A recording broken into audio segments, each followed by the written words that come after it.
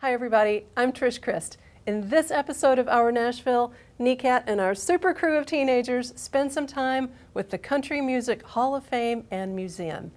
Vice President Lisa Purcell and her co-workers are going to show and tell us all the cool things they do in our community. Are you ready, Lisa? Ready. Are you ready, super crew? Yes. Let's make a show. Ready?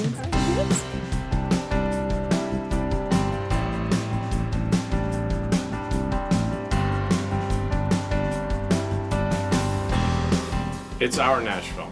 It's our Nashville. It's our Nashville. It's our Nashville. It's our Nashville.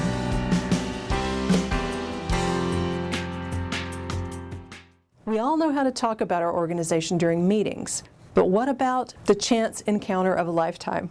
You never know who may share your next elevator, notice your logo on a notebook or a tote bag, and ask what you do.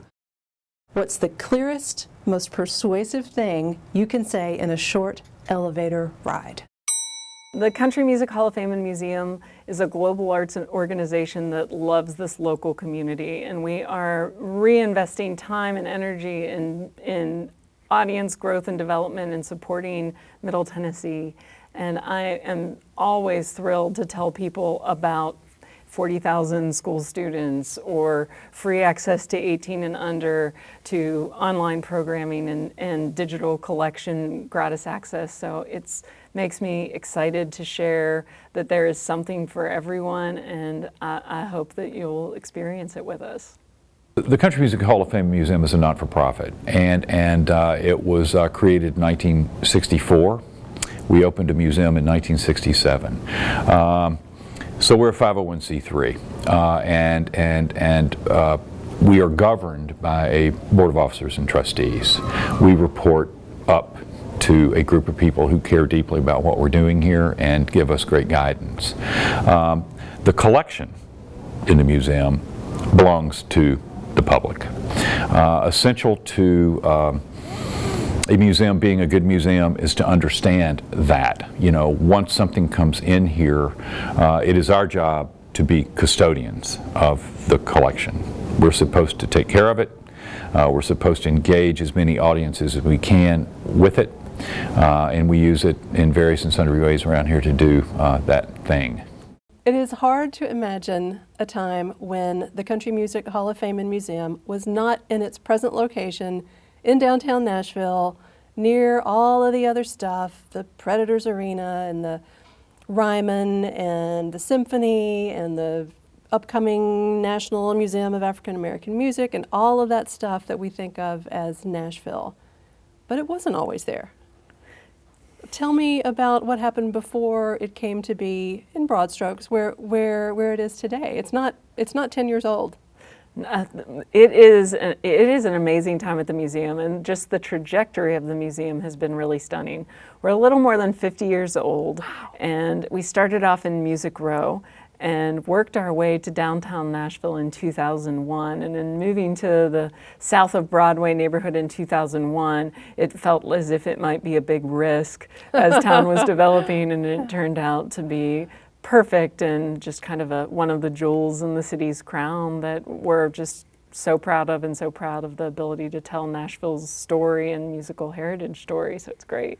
I don't think I ever saw the previous Country Music Hall of Fame in its Music Row location, but I would imagine there's a difference in size. There's a tremendous difference in size. There's been scaling throughout time. It was a pretty traditional, although museum building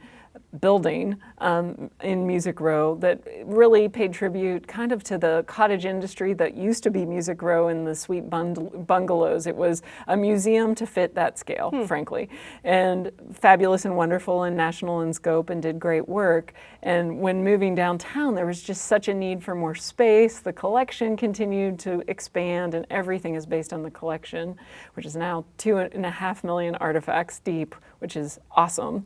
Say that again, 2.5 million pieces of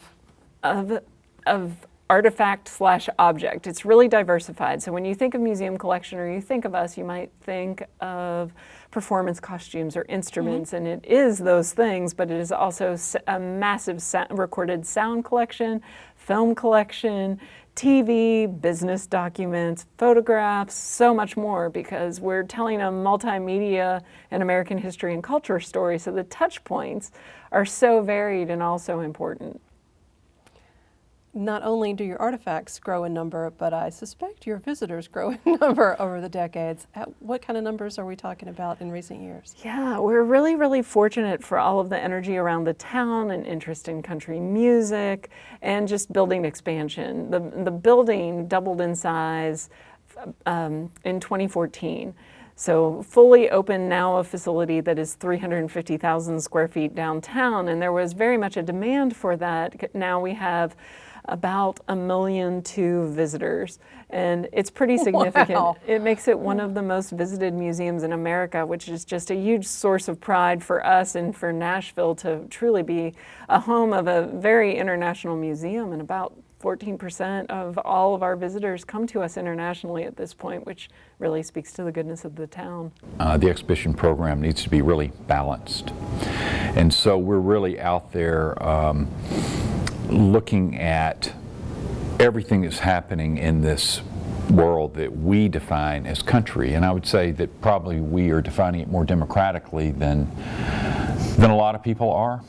In other words, it's not only what is heard on the radio, you know, hot country artist. It is all the stuff around it, all of the edges around that.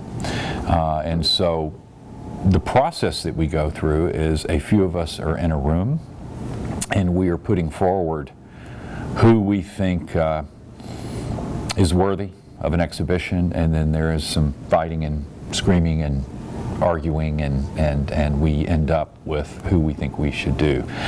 It goes without saying that the folks, the people, or the subjects that we're looking at, we think are integral to telling the story that we're trying to tell. Well, the museum has a large community focus. We see ourselves as telling this huge story of country music, which has a lot of local roots, right? And we do see ourselves as having a responsibility to share that story with everyone. And sometimes that means leaving the building, which we do a lot. So we go to all of our public library branches, and we have a partnership with Metro Parks where we go to community centers and parks. We go to a lot of festivals.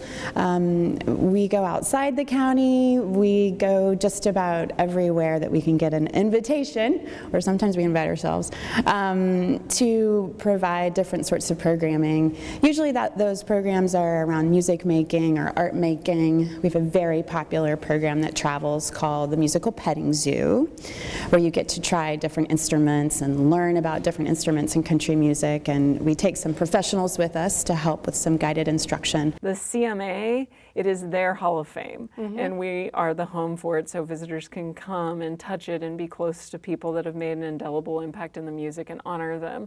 The other piece I find really interesting about the museum and CMA is CMA birthed the idea of us. The Country Music Hall of Fame and Museum was looked at by the CMA board of what do we do to spread this language of country music more broadly, and there was consideration around a country music pavilion or a museum at a World's Fair. Wow. And going back to speak to our space on Music Row and build a museum, they found it to be more cost effective and permanent versus the pavilion to build a permanent museum on Music Row, so the rest is history. They were very wise in knowing if we're creating a museum that has to be its own entity. So when the museum idea evolved, it immediately separated from CMA and became its own nonprofit organization, so that this collecting and history telling would not be as influenced by the commerciality and other pieces. So it's a non-biased reporter and repository for this wonderful American story. Wow. CMA very much does manage the Hall of Fame process, and it is a top secret but very well advised process where they look at candidates in 3 categories. And one category is folks that have had a career of 20 years, the other is a career of 40 years or more, and the third is a rotating category that goes from musician songwriter, and then all other aspects of the industry. So one changes every 3 years, and then very artist focused with the other two in a more veteran and more modern categorization. It's really wonderful and amazing to see how the process evolves. They range from people who might not know much about country music or think that they like country music to people who are super fans about country music. So our guests also come from all over the world, and they come from just across the Cumberland River. So we really see ourselves as educating anyone who comes into the building, but we also go out of the building to different places in Davidson County and around Middle Tennessee. So really our audience is just about everyone. So we talked about these huge numbers of tourists that come from around the country and around the globe to visit the Hall of Fame and Museum. Let's talk about good old Nashvillians. We can't leave us out of the mix. What can locals do on even a weekly basis? There's a reason for us to engage at the Country Music Hall of Fame too. Thanks for asking. Even though the museum is global, it is hyper-focused on local community. One of the things that we have done that I'm most proud of from an institutional level with great guidance from our board was make the museum free for everyone in Davidson and bordering counties ages 18 and under. So that is true for all time. The goal for us is really engagement and providing opportunities for young people to know their cultural heritage and participate in an organization that people visit as a lifetime destination that is a constant resource with something fresh all the time. We're hosting about 12 exhibitions a year. Oh my goodness. More than 1,200 educational programs every year. So there's just ways to connect and ways to be a meaningful part of the museum's fabric for locals, and just always encouraging folks to take advantage of it. One of my most favorite partnerships among the Community Accounts umbrella is one with the Nashville Public Library. And as if you are a Davidson County Public Library card holder, you can check out a Community Counts Passport, which provides free admission for 2 adults to visit the museums. If you want to check it out, you haven't been before, and just have that experience, our standing programs. So every Saturday you can come to a songwriter session. Every Sunday you can learn more directly from a great musician, and that's all part of your experience with admission. So I know that how popular songwriter sessions have become with the demand for Bluebird and other places. So it's like, hey, this is a touch point, and there's a theater with 240 seats, and you can just pop in as part of your museum admission. So checking out the calendar on our website at countrymusichallofame.org to see what is happening with admission is core. One role that I think that we have here is to not only document what's going on, but also report on what's going on now and try to connect how the past might have influenced the future, or the present. And again, I don't think that you get 1,200,000 people to walk through to come to a museum every year unless you are really looking at the subject matter very broadly. A great day for us is when we are talking to visitors through marketing surveys or whatever, exit surveys, and we say, why did you come here? And Outlaws and Armadillos is sort of tied with LBT, with Little Big Town, right? I mean, and what we're doing is you get people in who are really interested in one part of the music, but we introduce them to another part of it. There's not just things for adults. There are things for youth too, and weekends, during out of school time. There are really thoughtful family and youth programs that are tied to exhibition content. Cool. And it's just drop-in kind of makerspace things that is thematic based. There's also, on the other side, instrument-based programs. So we're really proud to offer, if you've never played guitar or mandolin or banjo, we'll put them in your hands. Wow. And you can walk away with the satisfaction of having a chord under your belt. And hopefully that continues to propel interest. Even beyond the physical museum itself, of ways to get involved and what do we have for Nashvillians. My name is Danielle McCoy, and I'm the volunteer manager here at the Country Music Hall of Fame. And I get the most fun job of all time. I get to look after all our volunteers as well as all our interns here at the museum. We have lots of really fantastic, great opportunities to get involved here. We have a lot of experiences where you can give back to the community, meet a lot of people from all around the world that come in and visit here at the museum. We have really great roles to do. We have opportunities to get involved with school tours. These are real fun. We have K-12 students that come for field trips, and we have volunteers that take them through the museum and teach them about country music history. We also have really great opportunities to get involved with our adult education programs. These are our public programs, so these are our songwriter sessions, our concerts, our panel discussions, as well as our youth and family programs. So these are our volunteer opportunities for working with young people. So you work with a lot with arts and crafts or musical instruments, teaching kids how to play banjo. You don't need to know a lot about country music history. You also don't need to know how to play an instrument. We teach you everything you need to know.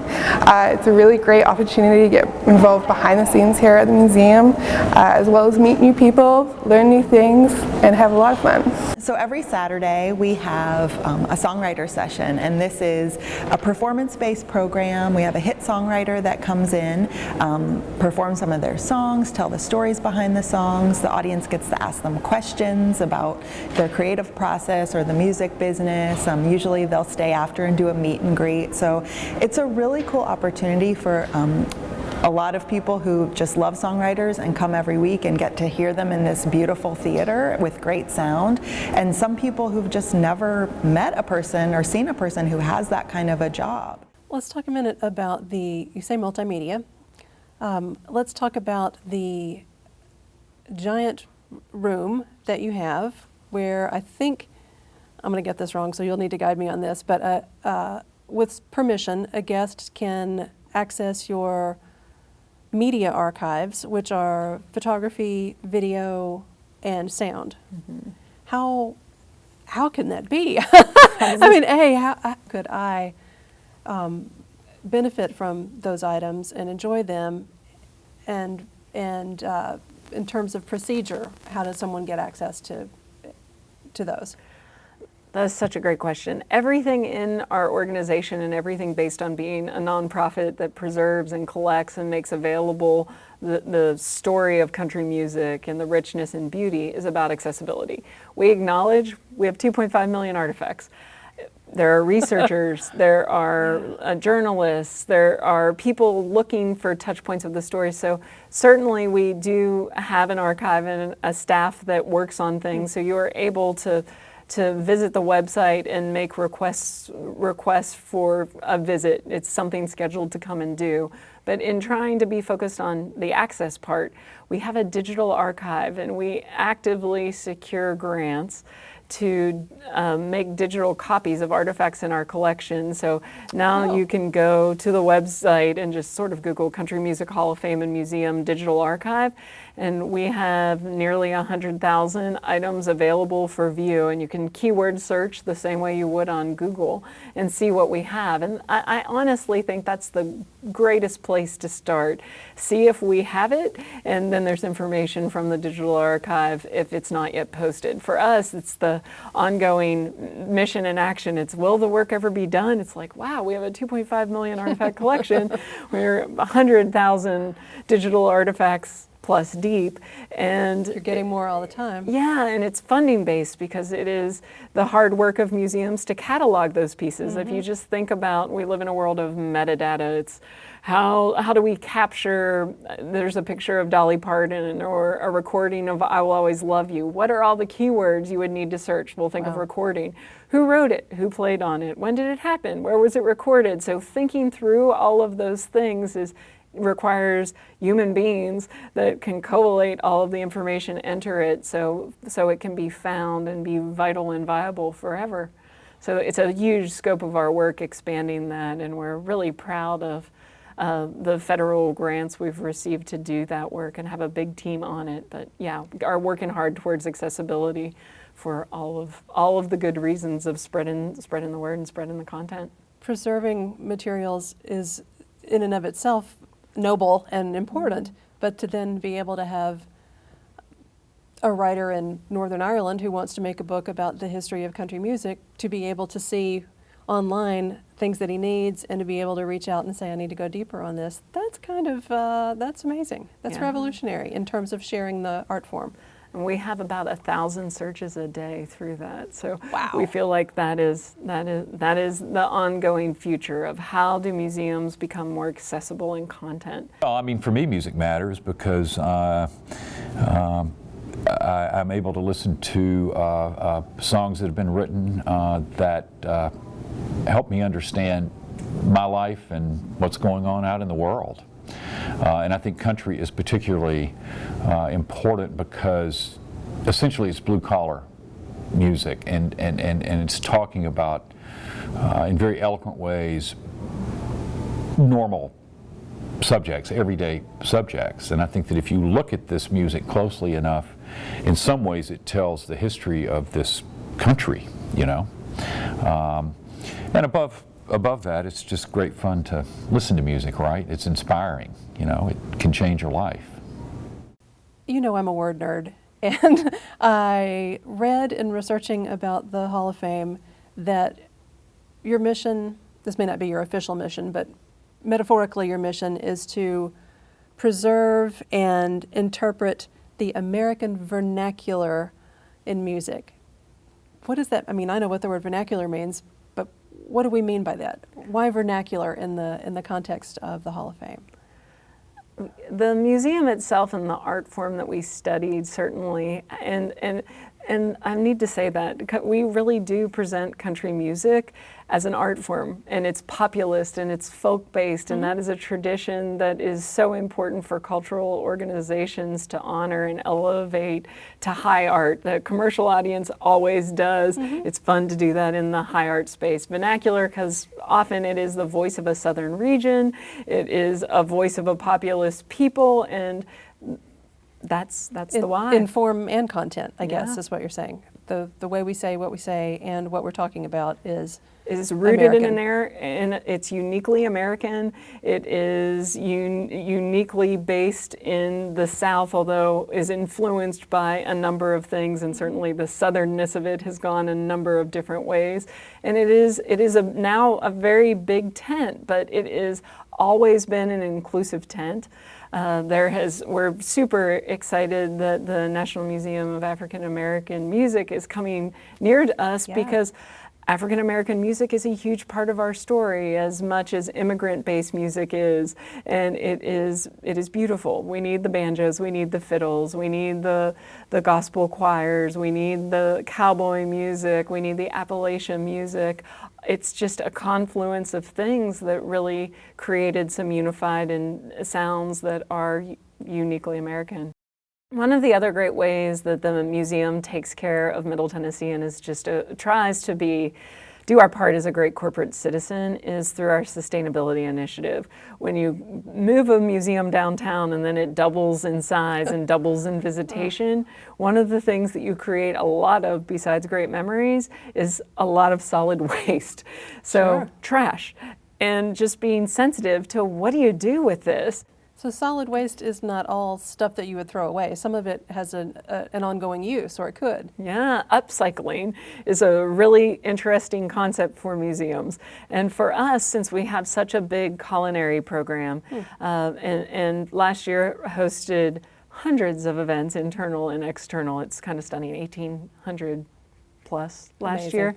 So it's a lot of food and a lot of people and a lot of support. And one of the great things the museum does, with more than 1,800 catered events a year, we take leftover food from those events and we donate it to nonprofits like the Nashville Rescue Mission. And that food translated in the past year to 28,000 meals, which we find to be really meaningful and significant. Wait a minute, 28,000 meals made from sort of extra materials from your own catered events.